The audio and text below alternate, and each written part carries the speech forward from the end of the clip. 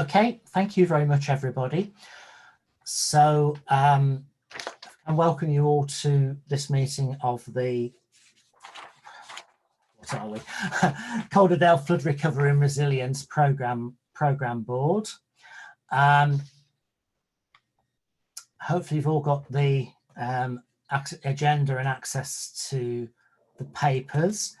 Can I just say, in terms of the agenda, two things. There was a replacement appendix to the report on item 6. That's the spreadsheet that shows the spend profile that was sent out separately. I just want to check you've had.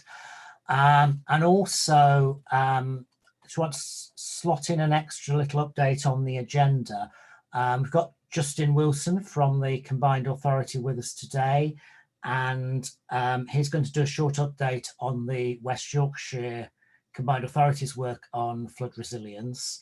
And if it's okay with you, Justin, if you're not, hopefully not too pushed for time, I think probably makes sense to do that after item 6 on the agenda, which is, or as part of item 6 on the agenda, which is the update on the flood risk programme for Calderdale as well. So that's after we've done the update on Hebden Bridge. I hope that's okay with you.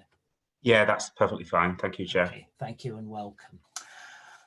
Okay, so item 1, can I check, are there any substitutes nominated and any apologies for absence, Susan?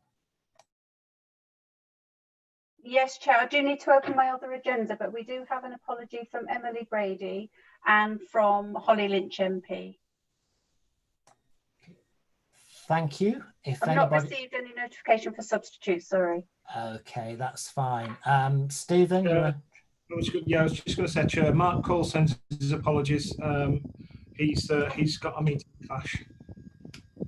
Thank you. For those, because you lose track of who you've spoken to, of who's been in what meetings when. For anybody who's not aware, Mark Cole is the interim Director of Regeneration and Strategy. You'll be aware that Mark Thompson retired earlier in the year. If there are any other substitutes, people let me know. Can I say, in terms of speaking in the meeting, if people are able to use the chat facility to indicate if they want to come in or simply to make a comment that they don't need to say verbally, that's fine. I will try and see also if people are showing hands, but there's slightly more people in the meeting than are showing on the screen in one go, so I can't absolutely guarantee not to miss people if they're doing that, but I'm sure Susan will keep an eye and let me know as well. And if I can ask members to keep yourselves on mute when you're not speaking, it just avoids any feedback. So item 2 is to remind members to declare any interest you may have in items on the agenda. I suggest doing that as they arise rather than now, but welcome to if you wish. Item 3, there are no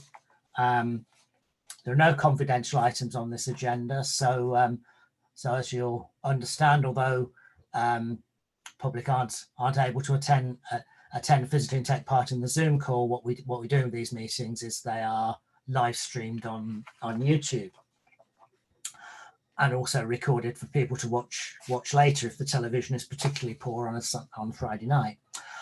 Item 4 is the minutes of the meeting held on the 27th of March, which, as I recall, we did as a telephone conference. I'm really pleased we've moved on to Zoom.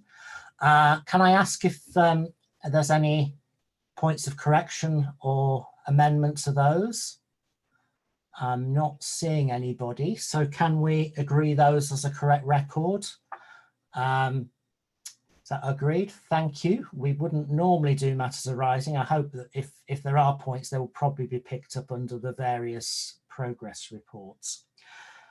So if that's okay, I'll take us straight on to item 5, which is the Hebden Bridge Flood Alleviation Scheme.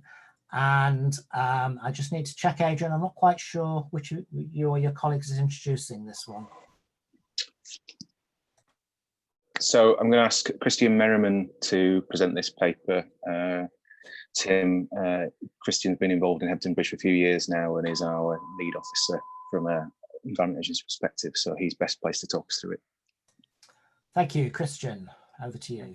Thanks, Adrian. Yeah, hello, Christian Merriman. I'm the EA rep for the Hebden Bridge scheme, as Adrian said. So just in terms of a programme update, we've put together the programme update for you all, which has been shared with this group and will be shared with the key stakeholder group next week at two Zoom meetings with them. At the moment, with Hebden Bridge scheme, we're currently working through the detailed design process up to the full business case. So we've got BAM Nuttall involved as our contractor for development of the work.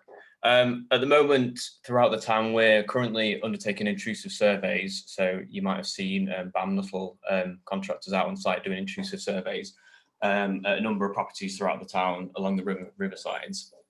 So that work is going on. That started on the 8th of June and will be going on until the end of July, early August. And that's essentially to inform the detailed design work that's going on inside each of these individual properties. Following that intrusive survey work, we're planning ground investigation work to start through August. Again, ground investigation work will be undertaken at locations throughout the town where we're proposing to install new riverside walls or strengthen the existing walls that are currently there.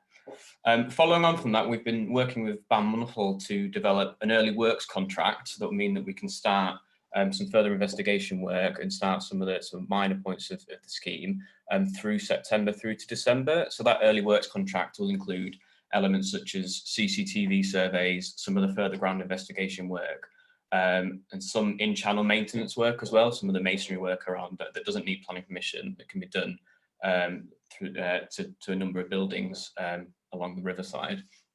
As part of that early works contract, we've been working with Calderdale Council and BAM Nuttall to look at the use of the Adult Learning Centre site as a temporary compound. So that Adult Learning Centre site, we're going to go in eventually during the main works and deliver a canal overflow system. As part of that, we need to remediate that site. So we've been working closely with Calderdale Council to look at the possibility of using that as a site compound and then utilise that as possible temporary car parking whilst we deliver some of the main works through the town, such as at St Paul's Car Park and along Aldgate. So the plan is to be on site, delivering that as part of the early works up to December time. Now, I'm sure you're all aware that the Hebden Bridge scheme is quite a vastly complicated scheme. It involves fluvial protection, surface water management, and the canal works as well. What we've found as we've developed this scheme is there's quite a significant amount of work required inside a number of the properties, as well as in the watercourses alongside the watercourses. So we've challenged BAM Nuttall to come up with a construction programme that best suits the town. Now, there's a number of elements that are required to be taken into consideration when developing that programme. Probably one of the kind of main elements to consider is the feedback that we've had from the community, particularly the business community, about disruption caused, and we've made a commitment to the public and to the business community that we will deliver a project without doing our best to ensure that we don't cause economic impact to the town. Another element to be considered is the surface water drainage work. So a lot of the surface water drainage work will be required in parts of the main road. So we want to make sure we phase that so we don't close off access to the community and to the business in that area. A fourth element is considering the Water Framework Directive, and there are certain times of the year where we can't be working in the channel, so as not to disturb fish populations. And then the other element is because of the complexity of the work and the small scale working areas, BAM Nuttall need to be considerate of the space that they actually need to carry out the work in certain locations without disrupting themselves and causing dangerous working environments. So whilst we did initially commit to a 2-year construction programme, taking those elements into consideration, it is more likely that the construction programme is going to run from summer 2021 through to summer 2024.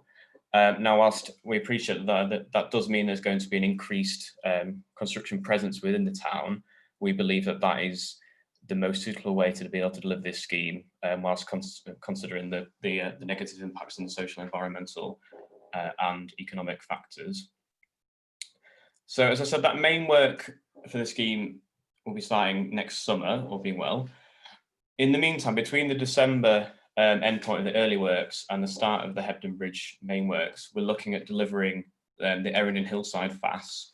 So that was an element of the scheme that was part of Hebden Bridge, which we've now extracted to be a standalone scheme for efficiencies purposes.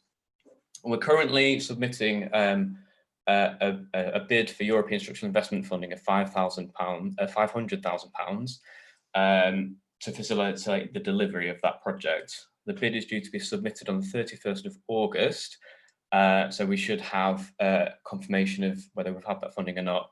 I would say by October time. Subject to that funding being in place, the plan is to start delivering Errington Hillside in January, and the current construction timescales take that through to May. Following on from that, as you've been aware from previous meetings, we're also developing the Stubbingholme Road Flood Alleviation Scheme up to full business case. Again, this scheme is dependent on securing enough funding to deliver both Hebden Bridge and Stubbingholme Road and Errington Hillside. But funding dependent, we are forecasting an outline business case being approved by April 2022 for that project. Any questions? Thank you, Christian. I've got Councillor Scullion. Jane, first. Thank you, Chair. I probably should have declared an interest as a resident affected, likely to be affected by the works, hopefully in a good way in the end. I am disappointed, I would have to say, that the work is going to take longer. But on balance, in terms of the local economy, given the impact that the flooding and COVID-19 has had on the local retail and hospitality sector, if it allows more businesses to stay open during that period and more protects more ordinary life and energy of the town, I guess that's the price that has to be paid, that you have to balance the length of the time that the works take, as Christian said, with the safety of the workforce, because we may be in future lockdown periods, etc. So I think that is reasonable. I would urge my experience that plenty of contingency is built into that, given that we don't know what happens. My question really is about events.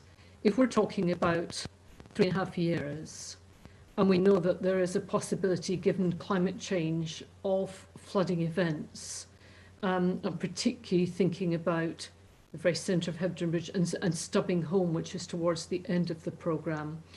And it may be too early to ask this, but I would like some reassurance in terms of flooding events, that some of the temporary defences that were up in Mythe and Roy, those kind of solutions are going to be in place before any work starts, in terms of what is going to happen if the river suddenly becomes high and you have surface water and you're facing a very difficult situation that we faced in 2015 and in February of this year. Thank you. Christian, is that one for you to come back to? I guess in terms of, I mean, I suppose in terms of the constructability of the scheme, one of the things that we need to consider, which is another element that affects the timescales, is how we build it. So, for example, we need to be really cautious when we're building this scheme. Say, for example, along Bridgegate and Aldgate, that when we're building that section, we need to make sure that we're not completing one section and passing on the flow. So, throughout the project, as we did with Mythe Road, there will be a need for temporary defences, and we'll need to make sure that through our permitting process, for our own internal permitting process, that each element of the scheme has those necessary temporary defences. And I think, I can say that we will ensure that will be in place, and I think we can learn from kind of other schemes that we've delivered elsewhere in the country, and we'll be taking that forward and ensuring that those temporary defences are in place, and there's a procedure to be followed. Okay, thank you for that. I guess to a certain extent that question exchange is a bit of an early warning that that's a topic we'll want to keep an eye on as the work on this scheme progresses, whether that's through this group or through officer discussions. It's something we're going to be keenly aware of. Councillor Patient, Scott. Thank you, Chair. I guess just to 2 points really. Number one being, I guess it's somewhat, well, not unfortunate really. I understand you've got a different contractor this time, which is, I guess great in terms of a fresh pair of eyes, but difficult in terms of, I think, going into Hebden Bridge after Mythenroyd, I think it's probably fair to say that it's taken quite a while for the EA and their contractor to be speaking from the same hymn sheet to the community, and sort of having that interaction and having the stakeholders and the local businesses and householders affected feeling like they've got a singular point of contact from both agencies who are saying similar things. So I'm just mindful that you take any lessons learned from Mythenroyd, because it did take a while and it still ain't perfect going forward. And just in terms of managing those relationships, Hebden Bridge is great, you know, but it's got some very big personalities there that will be all over you. And rightly so, you know, it's their town being affected. And I just think managing those relationships well is going to be a huge part of your challenge on that. And my second bit is about, so last autumn, the Environment Agency declared a climate emergency. So I just want to know how that is going to be reflected in the sort of supply chains and work practice that you're using going forward. Because obviously to achieve those goals, you're going to be having to think about, you know, everything from where stuff's coming from to the materials that you use. So I'm just interested to see how that plays into your discussions with your contractor. Thanks, Scott. Christian, do you want to come back on those, and then I'll bring Councillor Baker in afterwards? I think just in terms of the stakeholder engagement and stakeholder management and the joint sort of working between ourselves and the contractors, I think you're absolutely right. And I know personally, and my colleagues, were all really keen to make sure that we do the best for Hebden Bridge that we can. You know, I've been involved in this scheme from really the first stakeholder meeting we held, and like there's people that are passionate about the scheme, and I'm really keen to deliver the best we can for that community, and make sure that, as you say, the messages that we're giving are in line with our contractors as well. We have, just as part of the early works project, we've BAM Nuttall have appointed their own engagement officer, which we're working closely with. So the plan will be to ensure that we have our own comms officer as well that works with that person, and we'll be developing further communication with the community shortly regarding the early works that we're proposing. I would just probably, if Adrian is okay to answer the question about the framework, that was probably more your bag. Yeah, no, I am. I was waving furiously, Christian. Thank you. So Scott, that's a really good point, and Christian's right. I think you know, the climate emergency is something that everyone on this call cares about deeply, not least because quite often what we're talking about is a direct consequence of that changing climate. So there's a few things, some of which have been delayed by recent flooding in Yorkshire, not just in West Yorkshire, and COVID. But as a board, we agreed a couple of meetings ago now that we would bring a paper forward to describe the carbon budget associated with our main schemes, and to then map out mitigation for that, whether that is a reduction in carbon or offsetting. And until we've done a bit more work, we won't know how challenging we can be. But I would really love it if, as a partnership, we could be forerunners really in reducing the carbon footprint of the work that we're doing. In addition, the framework that we have does incentivize our contractors to help us against those corporate targets. So BAM Nuttall, yes, BAM Nuttall, you know, are fully on board corporately and as individuals, but also will be incentivized to help us achieve some of those targets. So there's lots of things we want to try and do. Talking to BAM about, you know, electric plant. Again, that will help with carbon, but also reduce disruption in the town. So there's lots of things we're looking at, but I hope that will be more visible in our reporting moving forwards, and we can make it more part of the narrative of each agenda item that we talk about carbon, climate change, catchment measures as we go. Thanks, Adrian.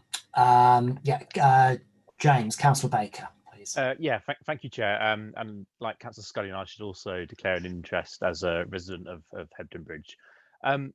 Really, in terms of, I mean, the length of it, yes, I guess, disappointed, but as Jane said, you need to balance that against the impact of it.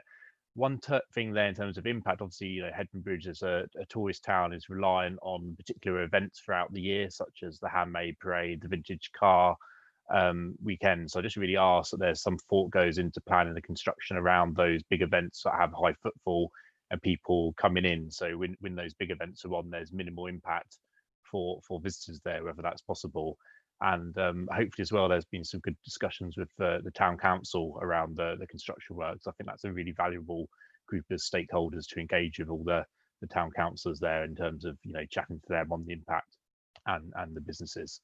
Final point as well, I know the bridge is maybe more of an issue for Calderdale Council to respond to, but the bridge on Mayroyd Lane has still been shut and the road has been closed there. So I wonder if there's any update on when that bridge will be open. And yeah, that does affect me personally as well as somebody who lives nearby it. But in terms of work going forward, if you've got some of the routes up onto Fairfield closed off as well, it's going to be a further impact on traffic and management for the construction works. Thanks. Christian, do you want to come back on any of those points? And I don't know who can help on the bridge. Again, I think just to agree regarding the various events that are going to be happening in Hebden Bridge.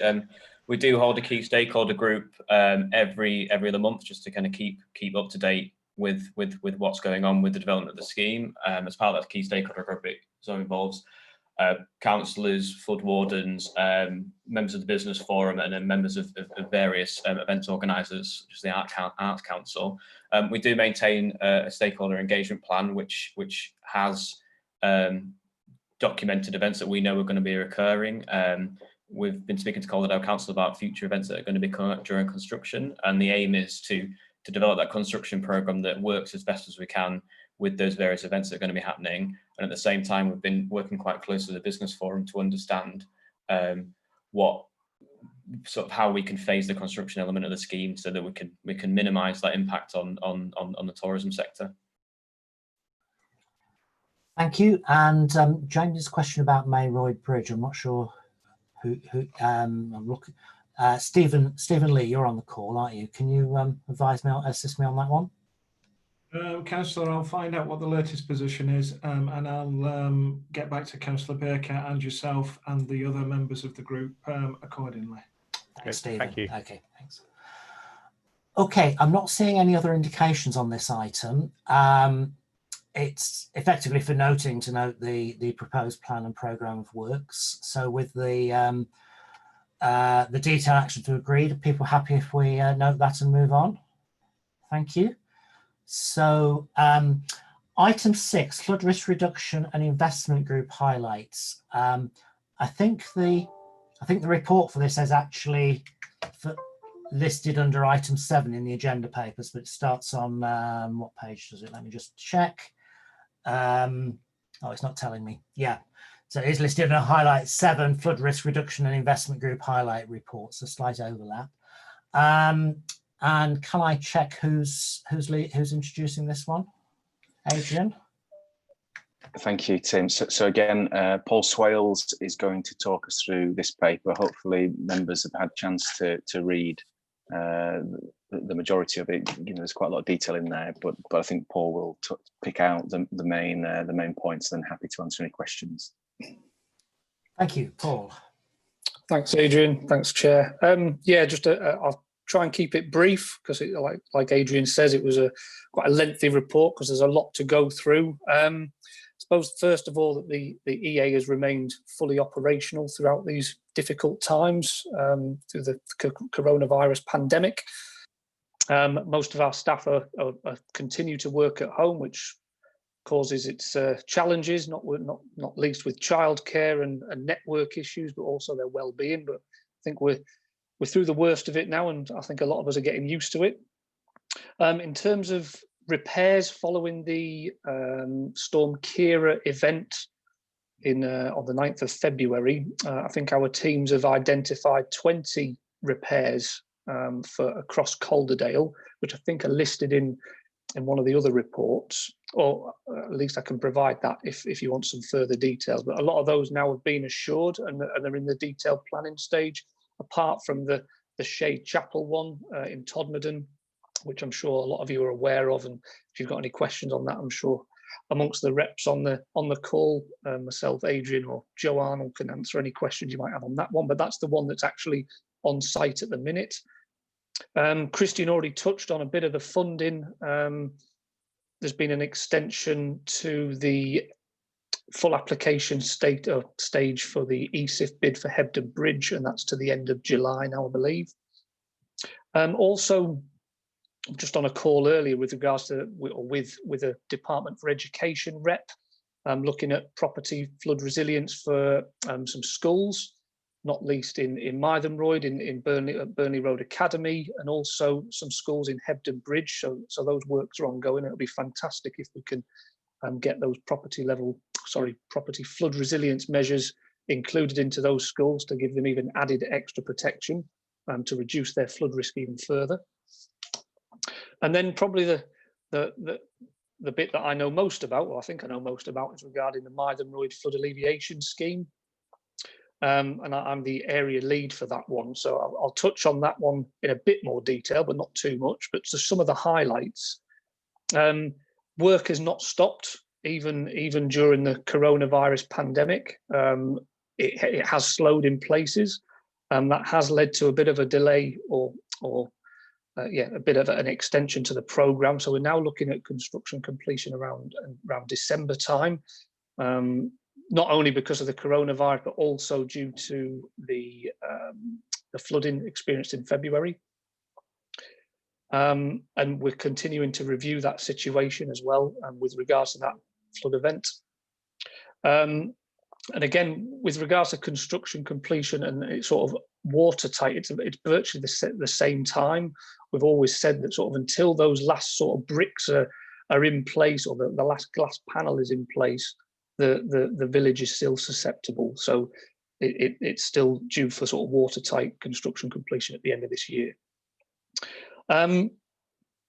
I mentioned sort of the slowing down during coronavirus of some of the areas, because clearly there was an impact on suppliers, impact on social distancing measures, and also we had quite a few of the contractors' staff isolating early on. But I must say right now they're back up to full capacity. The ones who don't have to be on site are not on site, they're all working from home, and subcontractors are coming back as well. So the big highlight, clearly the new bridge opening to pedestrians and traffic on the 18th of May, the demolition of the Calderdale Bridge taking place, and that finally happened last week on the 19th of June. Big thing is the towpath, so Scott's running towpath down at Brearley Fields is now open with a new footbridge. That area is virtually complete as well. And we've also started to install the footpath as part of the Brearley Fields Wetland Nature Reserve. So when Calderdale Council come to do that, that footpath will be in place at the bottom of the embankment. And another little thing, which I think is very good for this area, is we've put in a new base and installed a container for Hebden Bridge Saints Football Club. I saw a photo this morning, they were already training in that area and they've got that secure container for their equipment.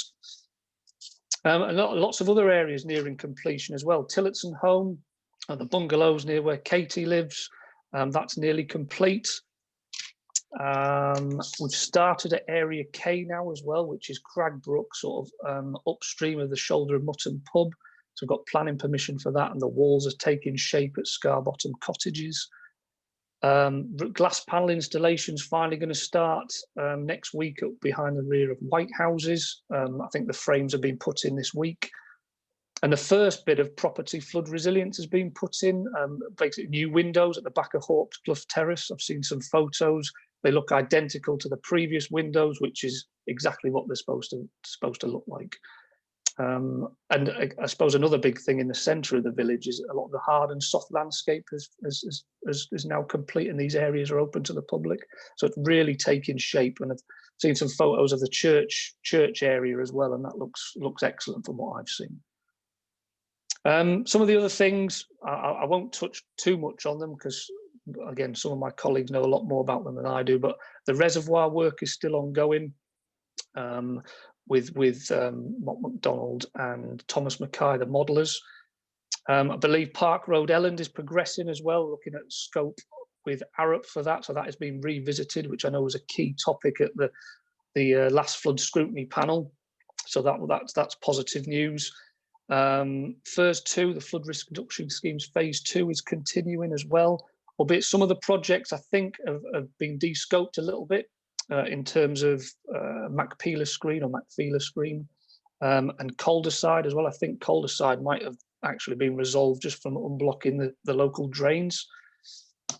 And a big one, I suppose, as part of FIRS 2 is the increase in scope for Copley Village. I think we're looking now at potential full embankment repair, so that scheme's going to increase in its scope. So that's one to watch out for. And Joe, I don't know if you want to mention anything on Brighouse or the schemes that you're involved with. Yeah, hi there. Yeah, Joe Arnold here. Yeah, so with regards to Brighouse, we've now gone through, had all the ground investigations and the site investigations have been complete. And we're now going through the auctioneering, both for Clifton Beck and also for the River Calder. The February event actually changed sort of our understanding of the flooding from Clifton Beck, so we had to do some remodelling on that. And we've also, working with Neil Fernley and the Yorkshire Wildlife Trust, we've now agreed on the scope for the environmental programme as well, so we'll start work on that too. So the next stage is basically agreeing the auctioneering and working towards delivering the outline business case at the back end of summer. So yeah, that's where we are with Brighouse. Thanks, Joe. I think that's about it for me, and I'm sure there'll be some questions. Yeah, actually, can I start as Joe commented on the Brighouse scheme and Clifton Beck? Can you touched earlier on sort of planning for the repair work as well. I guess this sort of overlaps with. I just want you to say a little bit about the area straight opposite the new Lidl store, which I notice is has got sort of temporary defence there at the moment. But I also noticed there's a very interesting small listed bridge there, and I just wondered what the implications of that were. I've certainly seen the list of repairs, and Phoenix, I think it's Phoenix Bridge, and I think that is down for repair. Hi, Chair. I can answer that probably a little bit more fuller. Yes. So the area that you're referring to is Phoenix Bridge, which was obviously sort of removed back in February. Paul's right. That is now on our list for recovery. And as far as I'm aware, it's not a listed not a listed structure. It is actually owned by Calderdale Council, so we have been in discussions with Highways. And I think, as you probably remember, back in 2015, as part of the recovery works, we could only repair what structures back to how they were before the flooding. So that Phoenix Bridge is actually quite a key part of sort of protecting Brighouse from flooding from Clifton Beck. So we're almost in negotiations with recovery to do that work, plus the work of the flood alleviation scheme as well. So we're not going in twice to disrupt that area. Great, thank you. Good, I'm relieved it's not listed. Jane, Councillor Scullion. I find that listing can be arranged, actually. I just wanted a quick comment on Copley. I'm really pleased to see Copley coming strongly back into the programme. Ward members and residents were very worried about the impact there in February, and I'm really pleased to hear that there are investigations and proper structural answers. This has to last for another 100 years, really, and clearly it's not necessarily as functional as it should be at the moment. Thanks. There's some slight breakup, but did you get the gist of that? I don't know, Paul, if there's anything you want to add on that. Do you want me to take that, Paul, as well? Yeah, sure. Yeah, so you're right, Councillor Scullion. We've done further investigations onto the embankment, and we're now going to include that in the scope for the original FIRS 2 Copley flood scheme. What that does mean is that we will need to do further works on the economics, the modelling, and also the business case. So it will cause a delay to actually the full scheme. However, again, under recovery works, we're going in to do some patch repairs on, I think it's St Stephen's Street, which sort of talking to residents, I'm aware that that's an area of concern for them. So hopefully that will be sort of fixed over the summer period. What it should mean is that there'll be more properties better protected from the Copley scheme, you know, eventually. I hope that helps. Thanks, Joe. Councillor Patient. Yeah, thank you, Chair. I was mostly going to say exactly what Councillor Scullion just said about Copley, and actually being very, very pleased about that. I think there's an awful lot of people that be really reassured that that's getting a full service, as it were. I guess as an addendum, thinking about, you know, sports and the work that you helping the football team at Braley, and, you know, putting my running bridge in and stuff, which is, you know, wonderful. I guess just another bit of a plea, really.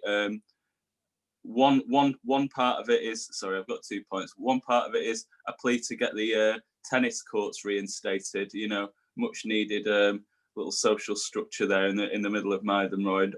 Not well known, but well used. And the other bit is.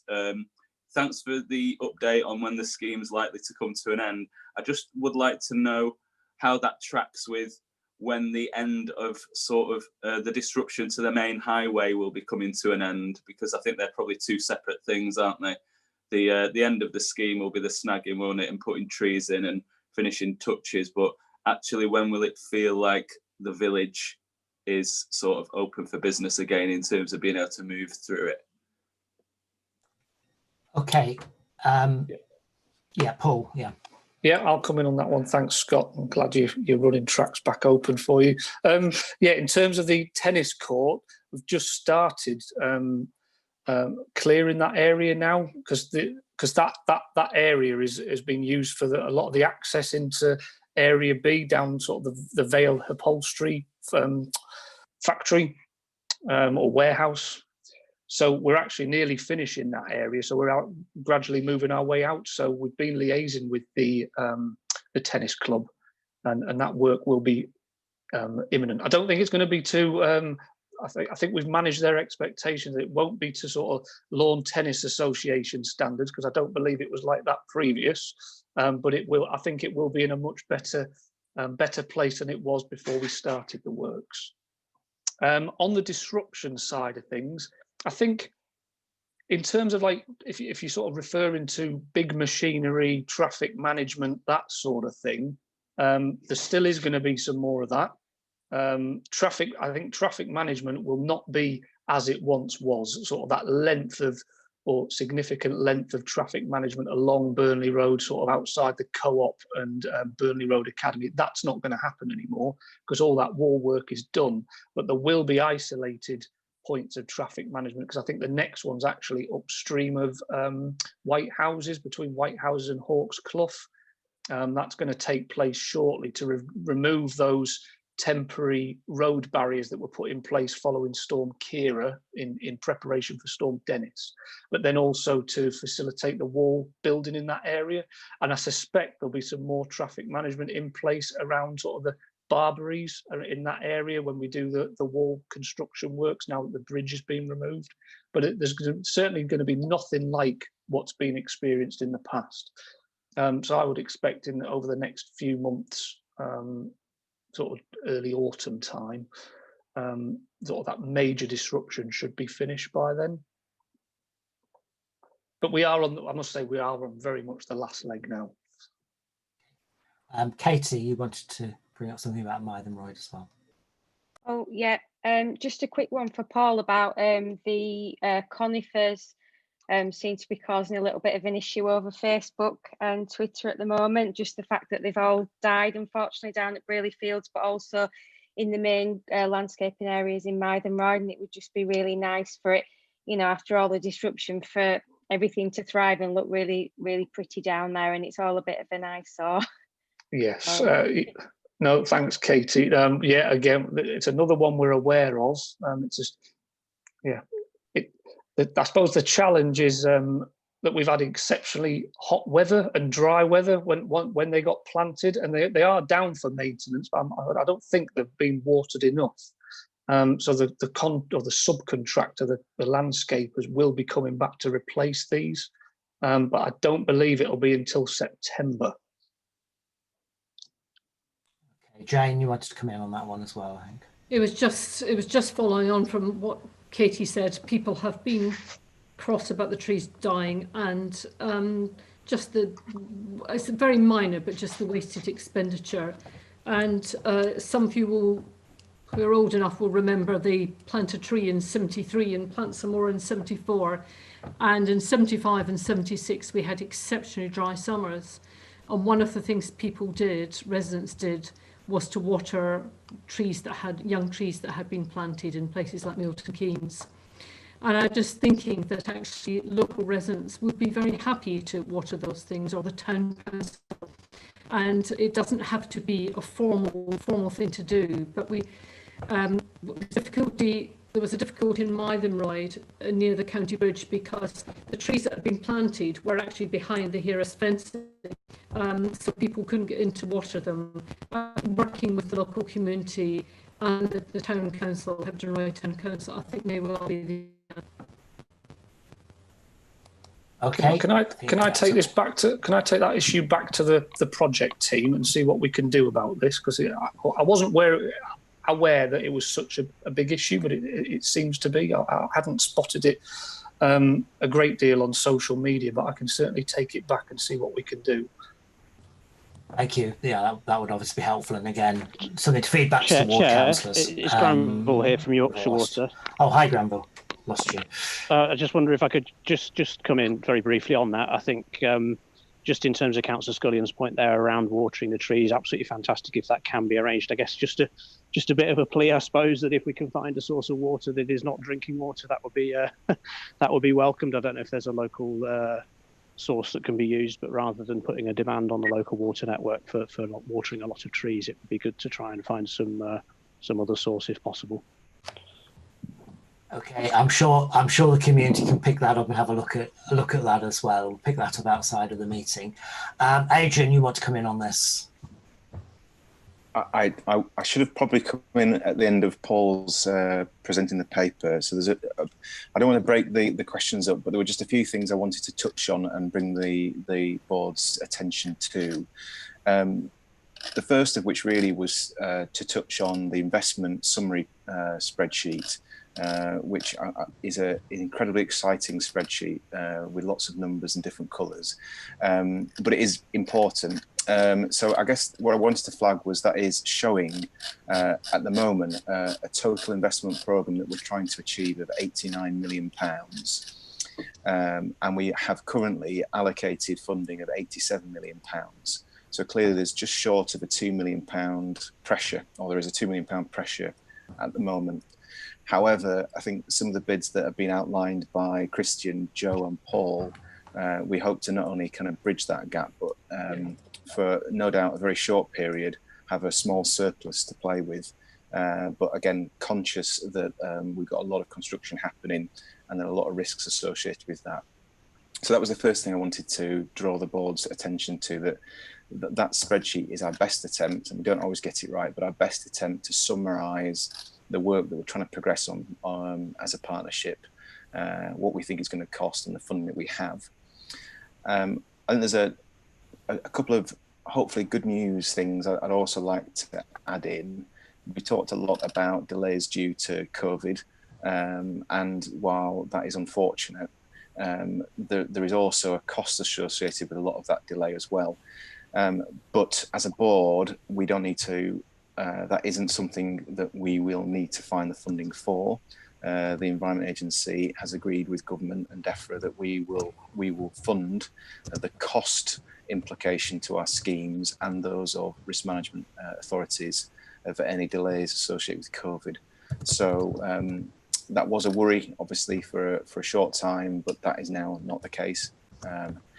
We've also touched on the recovery from the flooding, and while there's a lot of work coming to Yorkshire area and Calderdale to address that, again, as Joe's touched on, there are opportunities actually to dovetail some of the work we were hoping to do anyway with that now new recovery programme, which has its own funding, and hopefully there may be some efficiencies for us to achieve there. And then lastly, I think certainly Jane will recollect this has been discussed at the Regional Flood Defence Committee a number of times.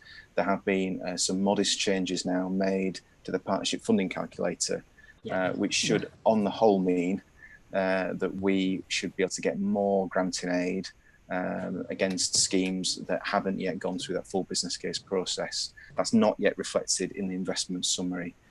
So while there continues to be a lot of pressure on the programme, and no doubt with everything I've just said, there will, I'm sure, be further risks and challenges in the future. I think there are some nuggets of good news in terms of contributions getting secured, money to offset the delays due to COVID, money for the recovery programme, and some small changes to the partnership funding, which hopefully will help us. Thanks, Adrian. That's a really useful update, and I think probably the most the most secure position we've been in terms of the funding for the programme for well since we started out on this route really. But taking on board the the provisos you made as well, I guess the important thing to keep an eye on is it does look as if government is seeing again infrastructure investment as the answer to economic recovery post COVID, and you suspect there may be other opportunities to bid for funding, hopefully some of it even with realistic timescales for delivery as well. I'm sure we'll want to keep an eye on those as it goes on. I just wanted to just clarify, I think it's explicit in the report on the recovery works funding in 1.2, there's a reference to the £120 million allocated nationally for that. And I think that was the amount that was announced in the budget. And it's just to be clear that was specifically ring fenced for Environment Agency funding. I'll pick up the council stuff on further down the agenda. Yes. So yeah, unfortunately, well, positive for the Environment Agency, but the funding that's been announced and the funding that's come to Yorkshire is for Environment Agency led recovery. That doesn't mean to say we wouldn't look at, as we have done in the past, at kind of critical third-party assets where we believe it's for the greater good that needs to be done. But I recognise that clearly doesn't capture, a full sort of gamut of work and recovery funding that local authorities need. Thank you. Okay, well, I'll ask Stephen to comment a bit more on our position when we get to, I think, 7.4 on the agenda. Okay, if there's no more questions for the Environment Agency, can I bring Justin in at this point to talk a bit about the West Yorkshire resilience work? Justin, yeah, found you. Chair. Can everyone hear me okay? Yep. Thumbs up, good. So in terms of the update, I'll just run through some of the headline items we're doing related to the flood review, the Leeds City Region Flood Review, which was published in 2016, and then talk a bit about our engagement with government and also our capital programmes. So kicking off with the flood review, so obviously that was launched by partners back in 2015 after the Boxing Day floods and published the following year. It had 19 recommendations, which are quite wide-ranging in terms of kind of emergency planning, resilience work, better ways of working and efficiencies. So some of the main items that have been finalised recently, partners should have come across the updated Leeds City Region Sustainable Urban Drainage guidance document, which the Combined Authority published with partners recently.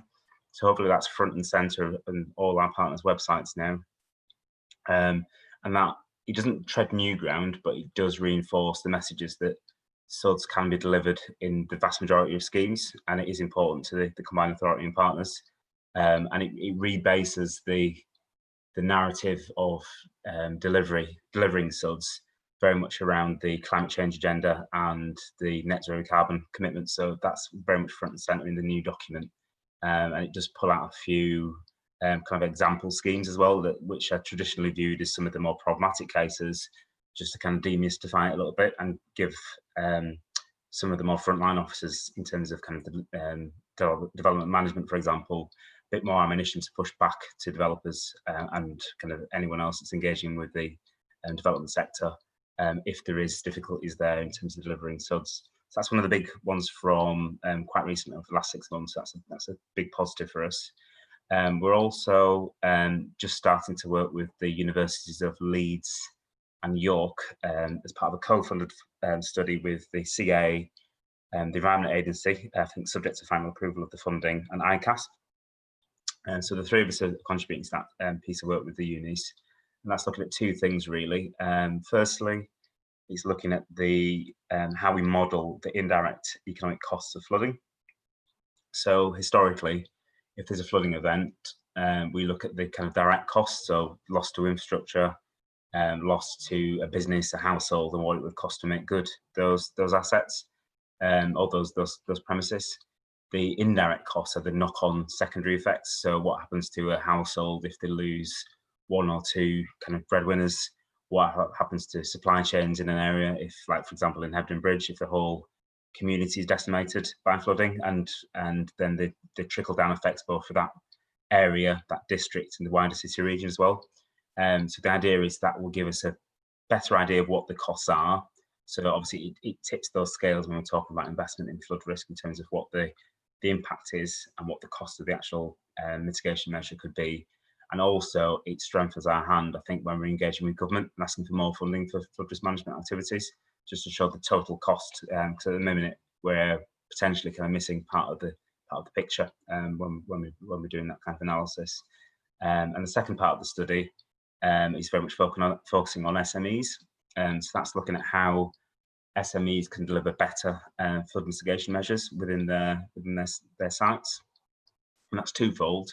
Obviously, making them more resilient, more able to grow and sustain within an area, but also, and it's a big element of this within the study, in terms of how that's viewed by the insurance industry, both in terms of being able to access insurance outright, but also with a more manageable, should we say, level of insurance premium and excess. Because at the moment, I think the feeling is with the insurance industry, and speaking to the university leads, is that there's a bit of gap between what the insurance industry expect and know and understand and what's being delivered on the ground in terms of flood risk management for particular schemes. So that's ongoing at the moment. The first piece of the study, looking at the economic costs of flooding, that should be completed early next year now, because that has a bit been delayed a little bit because of COVID. And the follow-on part with the insurance sector, that does follow a bit behind that trajectory. So it would probably be the end of next year at the earliest, really, because there's a lot of engagement with the insurance sector on that, because they need to be fully bought into this study to have it, to give it any weight really and any real value. Because I'm conscious that I think something in this space has been done before, and it didn't get the right traction that I think it needed. So there are two things that we've been engaging with. I think the third piece, just flowing from the flood review, one of the recommendations looked at engagement with government. So as part of that kind of recommendation, we recently submitted a piece of evidence to the House of Commons Select Committee for Environment, Food and Rural Affairs. So they've got a flood inquiry going on at the minute, scrutinising the government's plans for flood risk management in England and their kind of recent responses. So that was a call for evidence in effect, and it had a wide ranging kind of terms of reference, going from everything from climate change to resilience in communities to community involvement to emergency response and policy and strategy as well. So the combined authorities basically coordinated a lot of local authority responses into that, and then submitted a joint West Yorkshire response, which should give it a bit more weight, and that's been received by the committee, and they're kind of reviewing the evidence at the moment, and they may call us to potentially present a few pieces on that, or maybe submit some additional information, but it's very much within their gift at the moment. There aren't any specific timetables for that. It was delayed by a month in terms of the call for evidence because of the COVID crisis. But beyond that, the timetable is very much fluid, so there isn't any more detail on that at the moment, but if something does come up, I'll let partners know. So that's probably the main elements of the flood review. Obviously, there's a lot of things going on behind the scenes with that, but they're the key kind of headline items. In terms of capital funding, so it's probably twofold.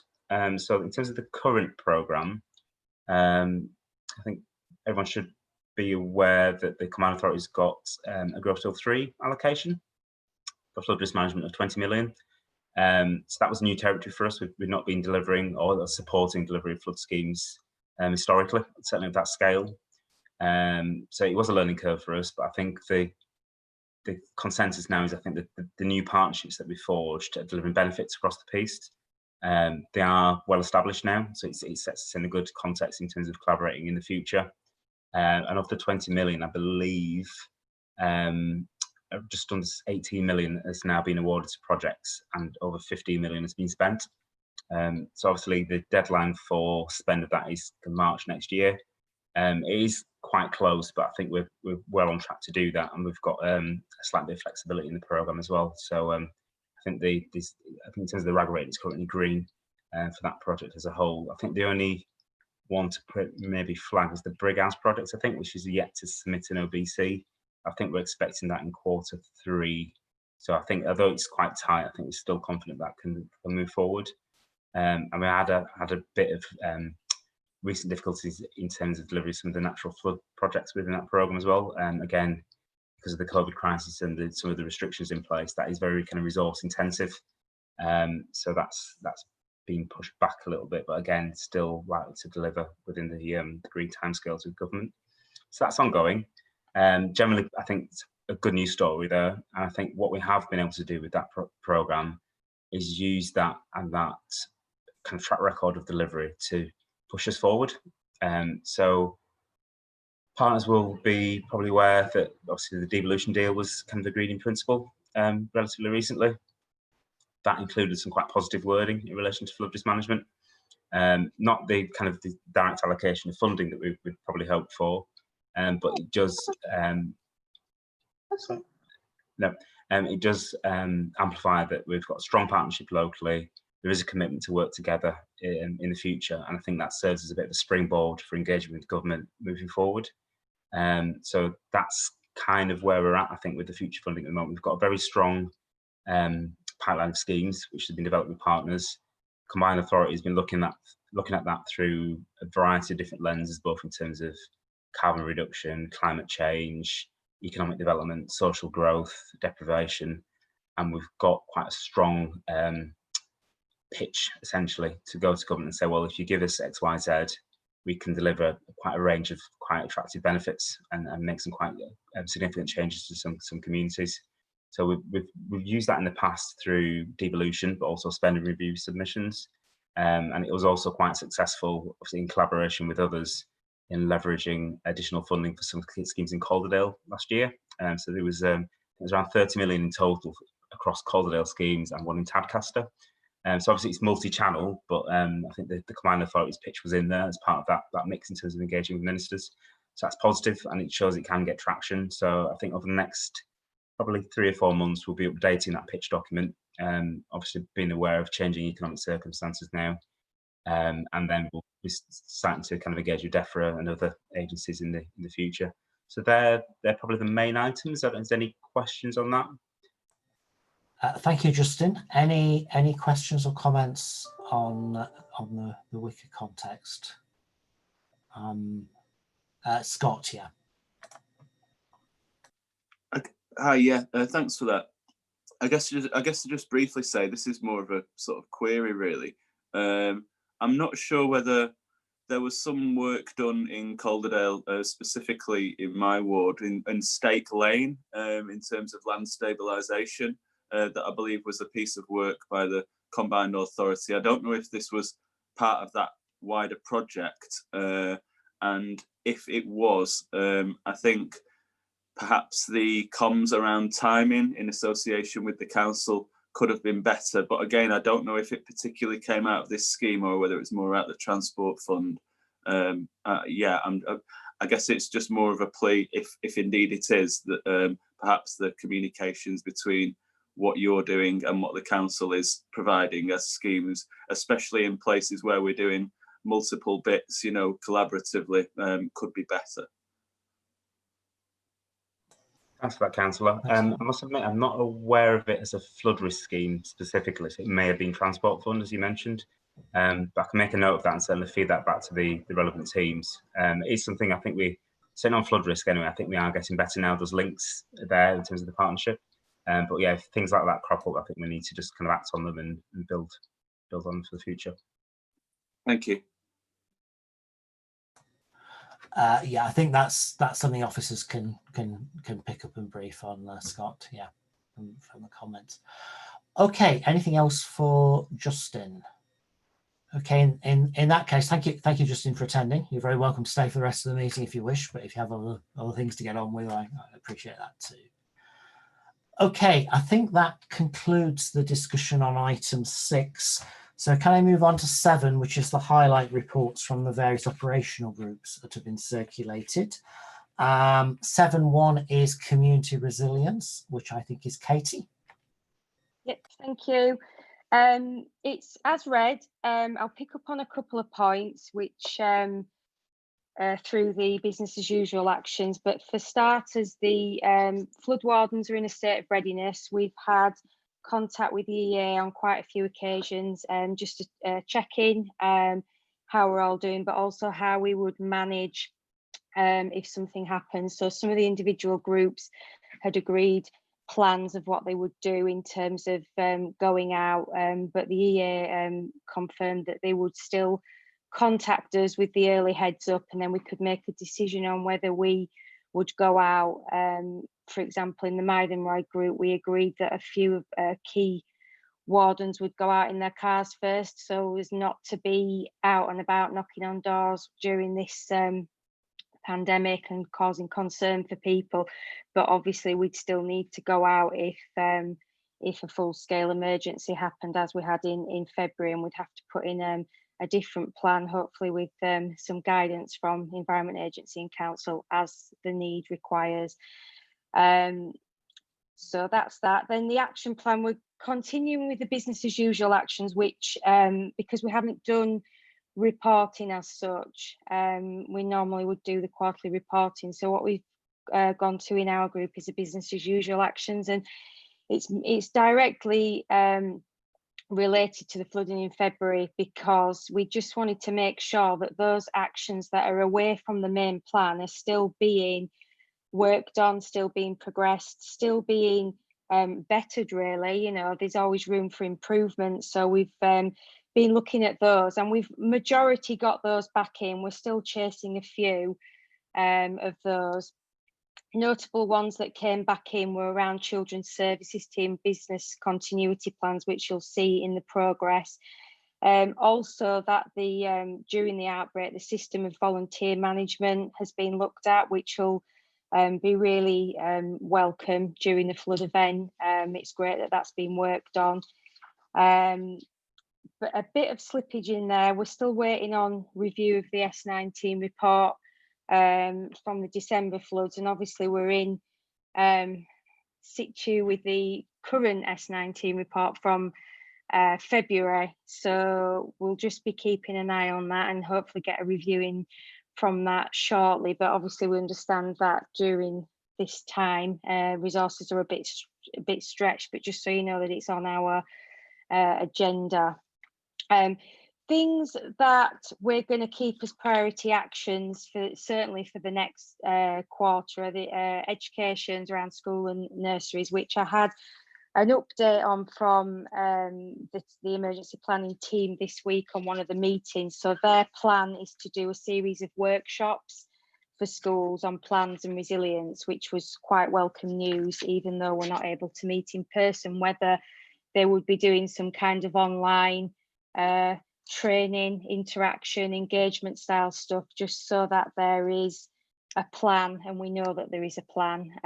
But I was quite keen to make sure that in a flood event, that if it was safer for kids to be in school, that they stay in school. We don't want the instance of February with one of the local schools to be an issue where you've got children out and about in the community, and when you've got roads that are being closed, trains not working, not being able to get through, and buses. So that was quite high on my priority list. So I've been assured that those workshops will be taking place regardless of the situation that we've got at the moment with COVID. Then what have I got on the bottom of here now? So I'm still chasing delivery on the audit of the health recommendations as well, and they were up on the as one of the items at the flood scrutiny as well. So we'll be chasing that up as well as they go through those recommendations from scrutiny back after February flooding.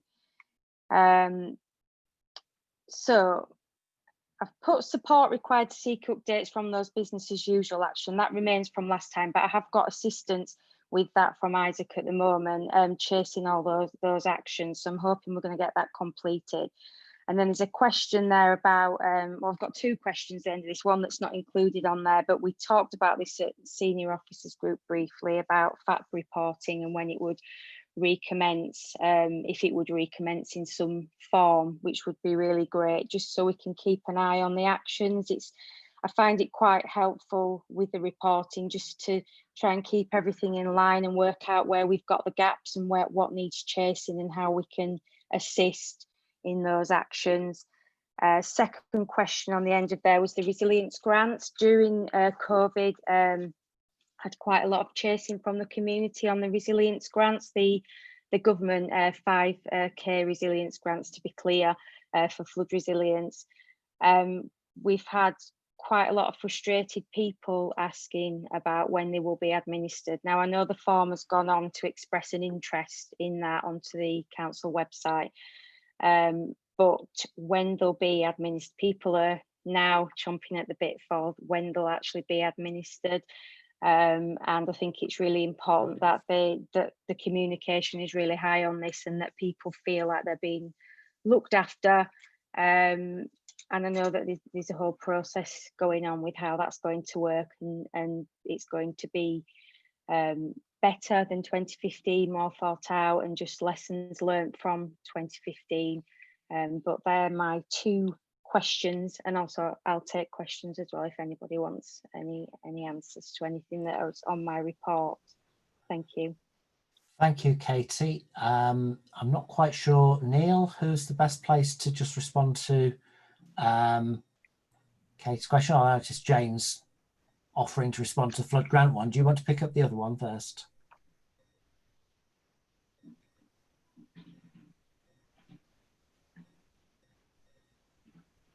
Yeah, sorry, Neil. Let's go to Jane for the grant one. Yeah, okay.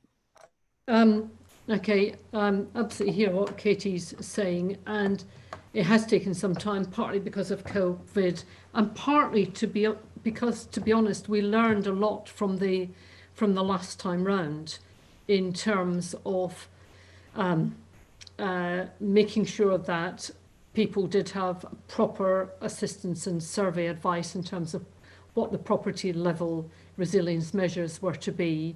And I think what the February event has shown us is that some of those defences worked and some of them didn't really, and that, as often with big public projects, some of that money was indeed wasted. So the attempt is to have a better process and one that actually delivers what people need, which is property level flood resilience. It has been very difficult during the pandemic period. It really has, because of course you couldn't necessarily have surveyors coming into your house, and people weren't comfortable about that idea, and surveyors themselves weren't comfortable about that idea. So there has been a delay, and I'm really sorry about that, because it's really stressful for people who needed a new kitchen and so on. But it's also been very stressful excuse me, because the government declined to pay for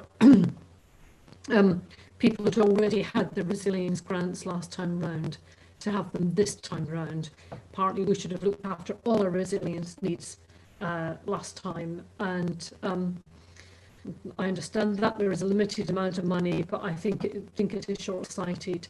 But we are really, as you know, we've done the expression of interest, trying to get the process right.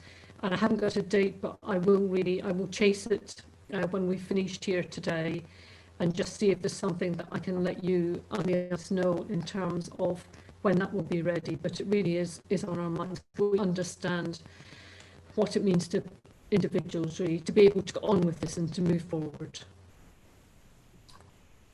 I think, Chair, if I could come in here. I think just to update on the numbers, I'm hoping everybody's, are you hearing me okay? Yeah. In terms of the numbers where we are at the moment on the expressions of interest, we've got 73 residents who've applied or registered an expression of interest. Still about another 20 or so that are being looked at. So it's looking like the numbers are going to be getting up around the 100. We're receiving around about five to eight inquiries a day on that. So I think it demonstrates the interest is certainly there from residents. And there is a closing date for the expression of interest, which I was just trying to find it online, but I couldn't quite get it. But people are asked to register by that time. And then I think it's, once we know what the interest is, then there's a process to go through in terms of getting suitable surveyors on board to actually do it in perhaps a different way, I think, and avoid some of the problems that happened last time. But I think it's something that we probably just need to give a bit of extra feedback on, and I'll speak with housing colleagues around that. I think you made reference, Chair, to an earlier question, and I think I probably was looking a bit dumbfounded because I hadn't quite picked up a question. So if that's to be repeated, I'll do my best to answer it. I think you probably go back to Katie. I think it's probably something you were already aware of. It was kind of to do with the reporting, wasn't it, Katie? Your first point, I think. Yeah, it was. Yeah, if we're going to be doing some reporting in some way, shape or form, not to the degree that we have been, but at least 6 monthly or 9 monthly, just so that we can keep a check on what's happening. I know it's really helpful for my group, and I'm sure it's helpful for the other operational groups, just to see where you are really, and to keep checking with the leads on those actions.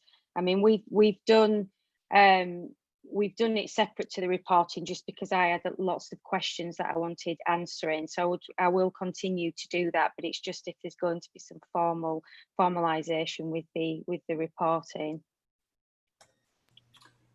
Yeah, that's something I'm working on with Joe at the Environment Agency to see how we can best do that. I think current thinking is that we use members within the existing groups to provide that support for each of them. So an obvious one is under NFM, where we've got an NFM project officer who can very much lead on pulling those actions together and reporting on those. And equally within your group, Katie, we'll look to assign, an individual to do that. Okay, so I probably want to pick up back through the officers group and bring back next time how that's going to be handled, if that's okay. Thank you. Are there any other questions or comments for Katie? Yeah, Katie, you want to come back? Sorry, yeah, sorry. How with the comms around the flood grants, is that still ongoing? I'm just conscious that people, because they're not out and about as they normally would be, they're relying on social media. They're also relying on the website for the council, but also the local councillors and things to get the information out. And I just wondered how much of the advertising, if you like, for the flood grants is going on, because that's a relatively small uptake. I know we've obviously last time we had a huge uptake because of the amount that were affected that were able to actually apply, whereas it's going to be a lot smaller this time. But just I would have thought there'd be more than that at this stage, even just in Mythenroyd. But yeah, I just wondered how you're going to continue to promote that, and also the closing date, so people know that once the expression of interest is finished, you'll be then going on to administer the grants. Okay, I don't know if Lucy or Heather want to comment on that or want to take it away. Lucy, yeah. Yes, we are planning to continue to promote them, definitely. And I appreciate it is quite difficult at the moment because of the current circumstances. Social media is definitely something that we can do very easily. And I think it's very good in these circumstances. It's a very digital community that we're reaching. I don't know if Heather wanted to come in with any further plans that you might have. Yeah, so we can look at putting a press release out about this as well, just to make people aware that the closing date is getting closer for those who sort of look on in the local press, and social media, perhaps extending our reach a little more beyond our own channels as well, looking to get some messages out in some of the local groups, which I know are very well used by people in the community. Okay, thanks. Scott, do you want to add something? Yeah, just briefly on that. I think Katie's right in terms of the increasing the comms and the promotion of those schemes. It's been a little bit difficult reaching some people. Obviously, a lot of these people have had extensive damage caused by the flooding, and that's affected how some of them access digital systems as well. So I wonder if we might be think a little bit different, and maybe think about how we can harness some of the community radio stations around there, how we can tap into the town council and its reach, because certainly Hebden Royd, you catch in Mythen Royd and Hebden, which were both really badly affected at the same time, and just try and think about some of the different channels we might be able to plug into. Okay, perhaps those can be picked up and a bit of a conversation outside of this meeting to make sure we don't miss any opportunities. If anybody thinks of anything else, feed that into Lucy or Heather. Okay, if there's nothing else on Katie's, thank you. Can we go on to 7.2, which is the NFM group? I think this will be Granville. Afternoon. Hi, can you hear me okay? Yes. Yep. Okay, good. So yeah, I mean, report as submitted. I won't take too long to read through it, but I think just to highlight the progress has been made, particularly on the NFM grant scheme, and I think thanks to the NFM officer for working through that. That's been really well received. Ben, I should say, momentarily forgot his name. I think the progress that he's made with taking those schemes forward is really good. And that has included, we've had some schemes drop out for various reasons. So what has also been done is a bit of a review of schemes that were previously submitted for grant but not approved at the time due to constraints such as ecological or biodiversity concerns or funding constraints.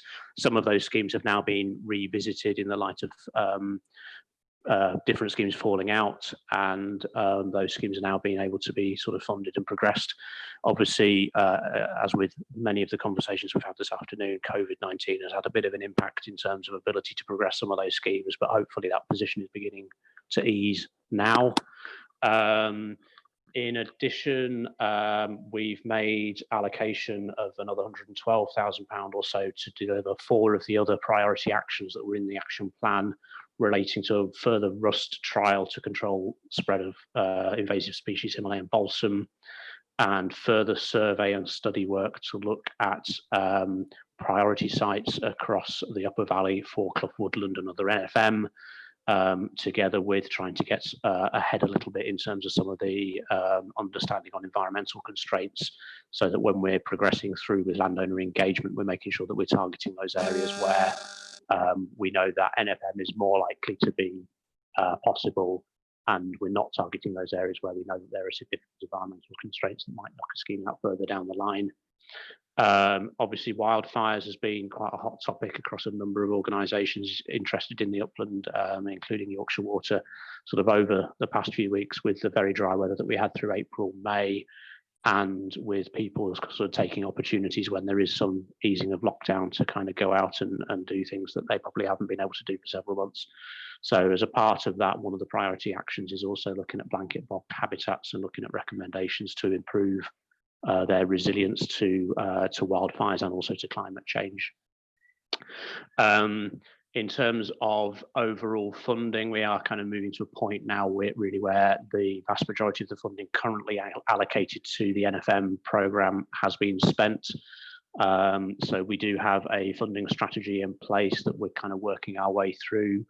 I guess just some highlights or aspects of that to pick out. We've had Justin from the Combined Authority on today. One of the key asks within the pitch that he was talking about that's gone to DEFRA and others at government is for further funding for NFM across the combined authority area. So clearly, we'd be keen that as and when that pitch is successful in terms of having further funding, that some of that NFM money comes in the direction of Calderdale. And I think one of the successes that was sort of trailed in that pitch is the National Trust Yorkshire Water Woodlands Trust stuff that's been done at Hardcastle, Crags and Gorpley is an excellent example of a large-scale, landscape-scale NFM scheme that has been partially funded by the combined authority. We're also now beginning work on a bit of a longer term strategy for NFM. So to date, a lot of what we've done on NFM has been kind of very much driven by the actions that are in the Calderdale Flood Action Plan. And whilst that will continue, I think what we also want to develop is something that is a bit more of a holistic and longer term strategy for NFM. So that we've got some real framework there to aim at in terms of what our long-term ambition is, and also that we can use that again when talking to other organisations about funding, to show that what we're asking for in terms of funding for NFM in Calderdale is set within the context of a broader strategy and plan. So that's something that Ben's just been starting to kick off over the last couple of months. I think that's probably it really in terms of the sort of main highlights and progress that's been made over the last couple of months. So if there's any questions, obviously happy to take those. Thanks, Granville. Are there any questions for Granville or comments on the natural flood management item? Okay, thank you very much. Thank you for that update, and thank you. Take on board some of the points about future funding opportunities and future plans. Okay. Susan, I think you've just come in with your microphone on. Sorry, and it's causing an echo. Sorry, yeah, I'm in stereo. Sorry, I had to go from one to the other because I was dying. My phone was dying. Yeah, so. Okay. Thank you. 7.3 communications. Who's introducing this? Is Heather or Lucy? I'll take it to begin with, and Heather can add if I miss anything. So we're keen to support the work that's going on in NFM. It's always good to talk about those things. There's a lot of media interest in them. So delighted with the progress that's being made there. The work on the resilience grants, sorry. I really struggle with my film because we have low internet. So can you still hear me? Yes, okay, sorry. So we're working on promoting the resilience grants, as we've discussed then. We're also really conscious of the weather forecast this weekend. So we've been doing proactive messaging today, and we'll keep that up over the weekend, obviously keeping a firm eye there. It's one of those things where we'd rather put messages out. We don't want to cause anxiety, but we just want to remind people to be prepared just in case. And then finally, we've kind of reinforced that message with proactive messages in the newsletters over the summer as a reminder of just, there is no real flooding season, but at the moment, because of the thunderstorms, there's possibly flash flooding, as you know, and it's very difficult to predict where that is. So just a reminder on those things. Those are the main things that I wanted to cover, as well as thanking Heather, because whilst we're recruiting to her old post, she is doing a sterling effort to try and cover it as well. We are underway with the recruitment process, but I do want to thank her because she is keeping a firm grasp on this area for us in the interim. Heather, is there anything you would add, or is that? No, I think you've covered kind of the main points that aren't in the report already, so thank you. Are there any questions? Okay, thank you. Any questions or comments on the communications one? Okay. It's an interesting challenge, isn't it? Communicating when we've had Granville warning us earlier about drought, and we're now wanting to put out warnings about flash flooding at the same time. I feel your pain on that one, but it is the nature of Calderdale and where we are and the risks we face. Seriously. Okay, if there's nothing else on that one, I'll go on to 7.4 resilient infrastructure. I think what I'll do is I'll ask Stephen, first of all, indicate to come in and talk about the sort of infrastructure damage from the February flooding and the position on that, and then Neil to pick up any detail on the report. Yeah, Leader, you may recall that we submitted a pro forma to DFT that highlighted. We're not hearing you well, Stephen. I'm not sure what the issue is.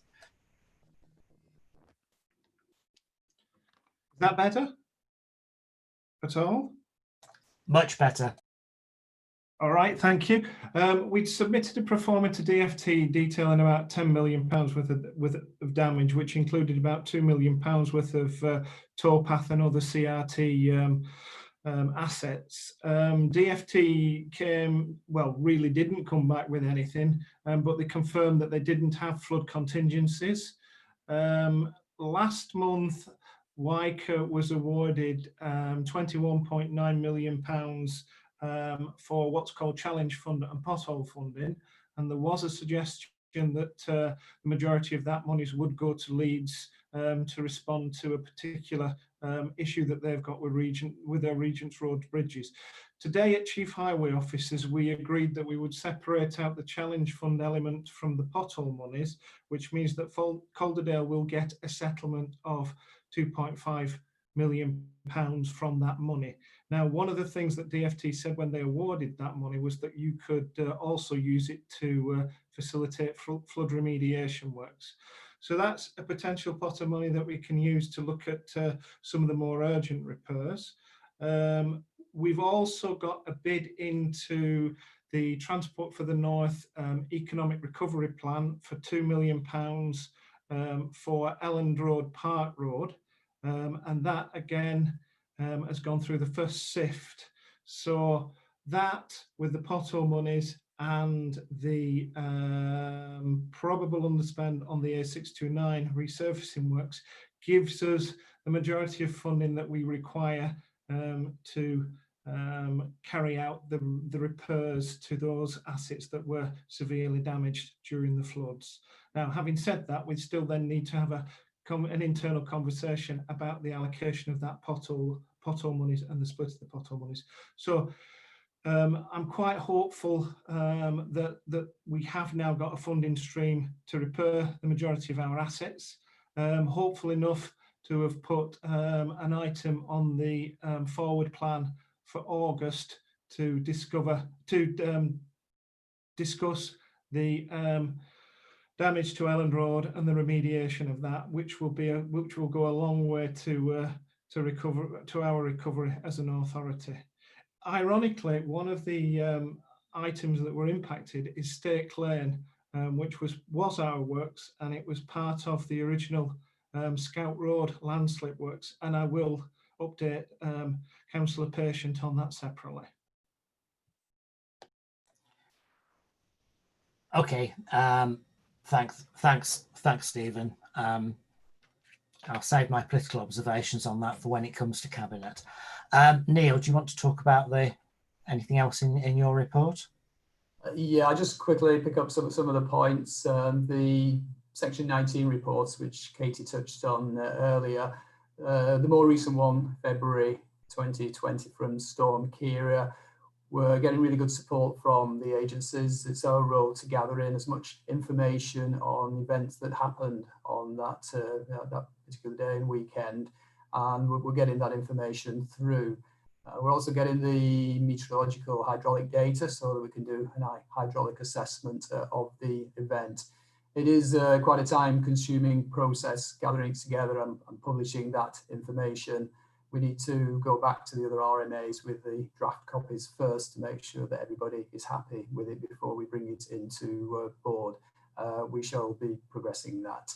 Hopefully faster than the one from March last year, which, apologies, this has dragged somewhat. The issue, particularly why we didn't report it, was some further work that we wanted to do with Yorkshire Water around a little site at Halifax Road in Todmorden. We were due to sit down with a meeting with Yorkshire Water just as the lockdown hit, and we've probably not really recovered that properly. I think what we'll look to do is to build that as part of the recommendations into the report so that we can actually get the Section 19 report signed off. And it's our intention to be bringing that back to the next board meeting. Just touching on the investigations, I think the table in the report really shows the extent of the increase in inquiries that we got from Storm Ciara in February. And although we've had a spell of dry weather since, we are still grappling with the backlog associated with that. Not helped, of course, by the COVID working restrictions. So that is proving a challenge for the team. And again, we're having to prioritise work to try and make sure that we can do that adequately. We've already touched on the EA's asset recovery programme, I think, in the earlier report, so I won't say more about that.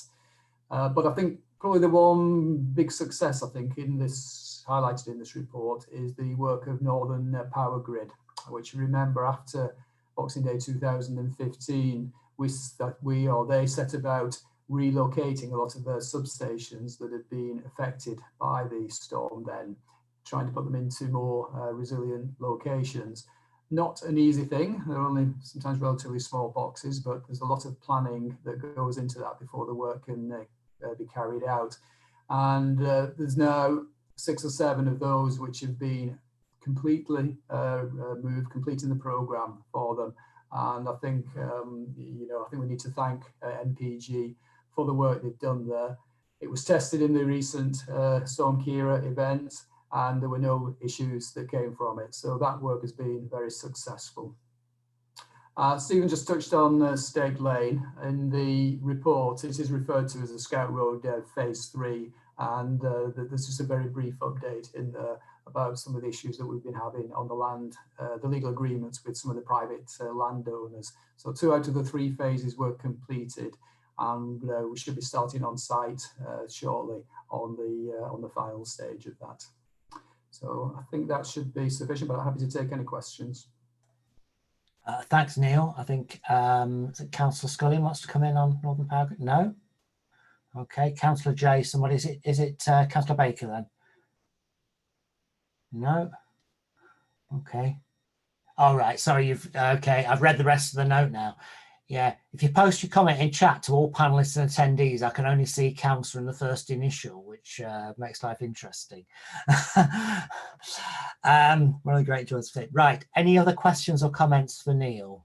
Thank you. And I think that point about Northern Power Grid is though really important. I mean, I remember how difficult it was in after Boxing Day 2015, when there was just so much disruption to the power network, and it does show the value of resilience planning for many more things, I think. Okay, just bear with me because I'm scrolling on the back of my agenda and I've lost my page.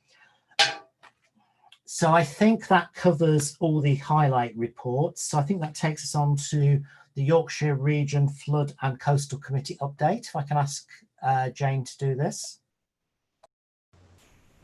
Thank you, Chair. We've had 2 meetings since last meeting. We've had the local meeting of the 5 West Yorkshire authorities to discuss schemes, current schemes and schemes in the pipeline. And yesterday we had the wider programming and investment group. And of course, we've got the final committee coming shortly. I just wanted to give 1 or 2 highlights from that. And Adrian or others can come in if there's anything additional from the Environment Agency, which I haven't mentioned. The Environment Agency also had an invitation to put forward a list of shovel-ready schemes, like the one we had with local government. So a number of things have gone in there which would be of benefit to Calderdale. We are actually very grateful to the government for the amount of money over the next 6 years totally for the region. 5.2 billion overall for the region from 2021 to 27.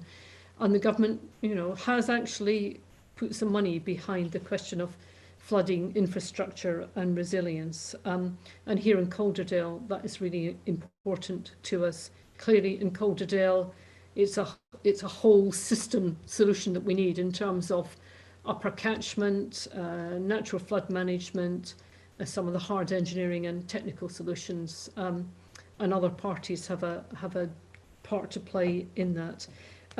We did spend some time yesterday talking about date for the flood summit, because you will remember that we had been pressing ministers to come to Yorkshire and have an actual flood summit.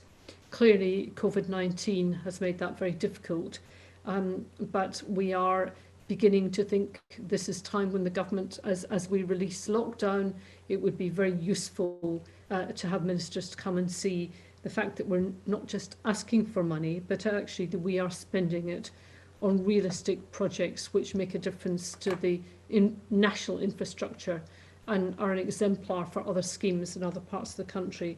So pressing on that. We spent some time talking about natural flood management communities of practice and ways in which we can get better in measuring and understanding the contribution of natural flood management and sharing amongst peers good practice. Adrian mentioned the partnership funding, which I think is very good news for us, because the rule changes there change a number of things, like payment rates reflecting inflation and new evidence on flood damages, including impacts on people, such as mental health impacts. I think that is important, where a whole valley is affected. Changing rules about risks to add an intermediate risk between high and medium. And that means that more schemes, this is what's the important thing for Calderdale, mean that more schemes that reduce surface water flood risk are likely to receive government funding in future. I think that's important, because it's not simply the rivers overtopping or the canal system not working, but actually surface water is something very important to us. And then finally, I just wanted to report that we had a very interesting discussion about beavers, and particularly beaver schemes in Devon and two in Scotland. And we all said as a committee that we were very keen to go and visit these places and see what the schemes are. Apparently beavers know their own minds and don't always build the dams in the places where we want them for natural flood management. So we're going to come back to that issue in due course. Thank you, Chair. Okay, thank you for that update. It's really useful and important connection into that board. We've had a very, very good deal of funding through the Flood and Coastal Committee arrangements over the period of this board. So it's an important connection to continue. Are there any other questions or comments? Okay, I'm not seeing any. So item 8 was question time. I've not been told of any. I don't. Susan, were there any questions? No, Chair, I checked just before the meeting began and there were no questions.